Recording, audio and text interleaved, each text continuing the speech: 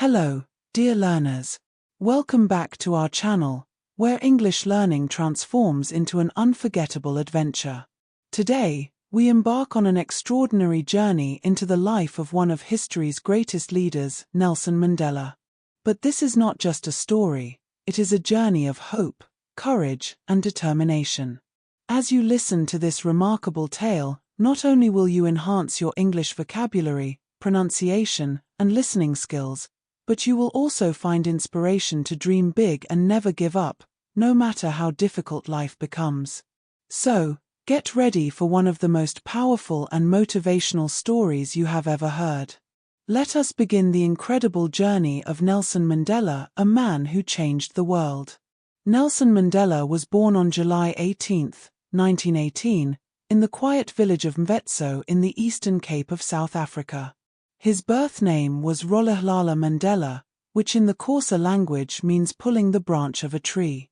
Some even say it translates to troublemaker, a name that would later reflect his boldness in challenging injustice.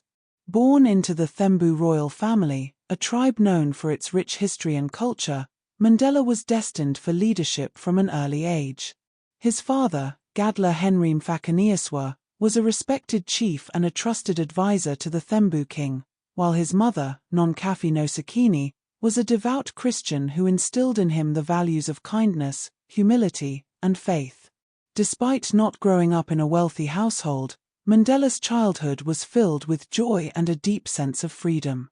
He lived in a traditional hut made of mud and straw, surrounded by vast open fields and rolling hills.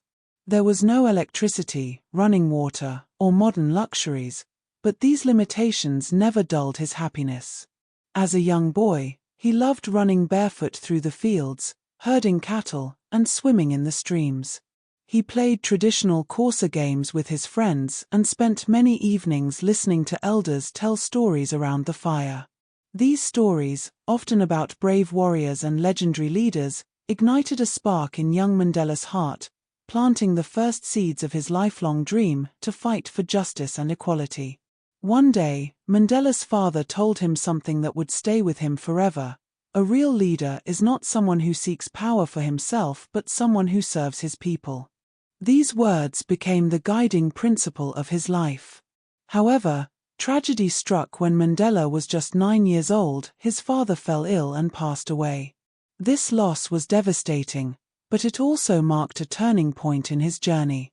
Following his father's death, his mother took him to live with Chief Jongintaba Dalindyebo, the regent of the Thembu people. Chief Jongintaba welcomed Mandela into his home as if he were his own son. For the first time, Mandela witnessed a life beyond his small village, one that introduced him to leadership, governance, and responsibility. At the age of 7, Mandela began attending a local Methodist school. It was there that his teacher, Miss Madingane, gave him the name Nelson, following the British colonial custom of assigning English names to African children in school. Though Mandela did not fully understand the significance of this name change, he accepted it and remained focused on his studies. He was a diligent student, eager to learn about the world. He developed a love for English literature, geography, and history, particularly stories of African heroes who had resisted colonial rule. He would later say, "Education is the most powerful weapon which you can use to change the world," a belief that motivated him to study harder and dream bigger. As Mandela grew older, he became increasingly aware of the inequalities surrounding him. South Africa was under the oppressive rule of apartheid, a system that kept black and white people segregated in every aspect of life. Black South Africans were denied basic rights. They could not vote, own land, or even live in the same neighborhoods as white people. This injustice was everywhere, and Mandela could no longer ignore it. At the age of 16, he took part in a traditional Xhosa ceremony marking his transition into manhood. During the event, the elders spoke about the responsibilities of manhood but also expressed sorrow over the suffering of their people under apartheid. This was a defining moment for Mandela. It strengthened his sense of duty to fight for justice and equality.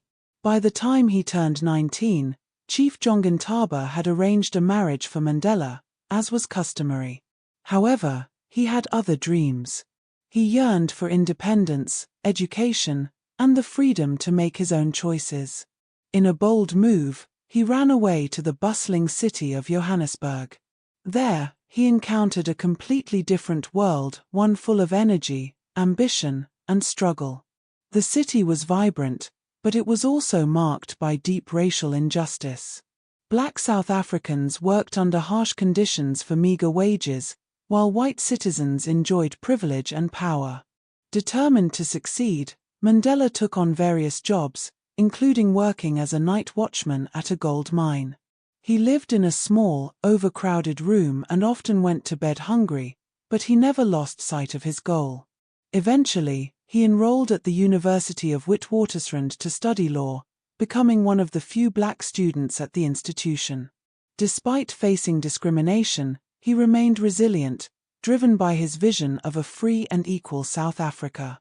It was during this time that he joined the African National Congress, ANC, a political organization dedicated to fighting for black South Africans' rights. He attended secret meetings, listened to passionate speeches, and contributed ideas to the movement. Mandela dreamed of a South Africa where all people, regardless of race, could live together in peace and equality. However, the road to justice was long and filled with hardships. Over the years, he faced numerous arrests, police harassment, and long periods of separation from his family. His belief in peaceful resistance was initially inspired by Mahatma Gandhi, but after witnessing the violent response to peaceful protests, he realized that a new strategy was needed. Following the Sharpeville massacre in 1960, where police opened fire on unarmed protesters, killing 69 people, Mandela took the difficult decision to go underground and adopt more direct methods of resistance. In 1962, Mandela was arrested and charged with sabotage, treason, and attempting to overthrow the government. During his trial, he delivered one of the most powerful speeches in history, declaring, "I have fought against white domination, and I have fought against black domination.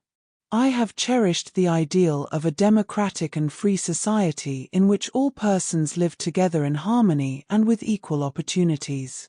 It is an ideal for which I hope to live for and to achieve. But if needs be, it is an ideal for which I am prepared to die." He was sentenced to life imprisonment and sent to Robben Island, a harsh prison off the coast of Cape Town. Mandela spent 27 years behind bars, enduring brutal conditions, hard labor, and isolation. Yet, he remained unbroken. He used his time in prison to study, reflect, and prepare for the day when freedom would come. He secretly communicated with fellow activists and even began negotiating with the apartheid government. Finally, on February 11, 1990, the world watched as Nelson Mandela walked free. 4 years later, in 1994, South Africa held its first democratic elections, and Mandela was elected the country's first black president. His leadership focused on unity, reconciliation, and rebuilding a nation that had been torn apart by racism. Mandela's legacy is one of courage, perseverance, and hope. He proved that one person can change the world through unwavering determination and belief in justice. His life teaches us that no matter how many times we fall, we must always rise again. His words continue to inspire generations. The greatest glory in living lies not in never falling, but in rising every time we fall. Thank you for joining me on this incredible journey. If you feel inspired, share Mandela's story with others. Together, we can carry forward his message of hope, unity, and freedom.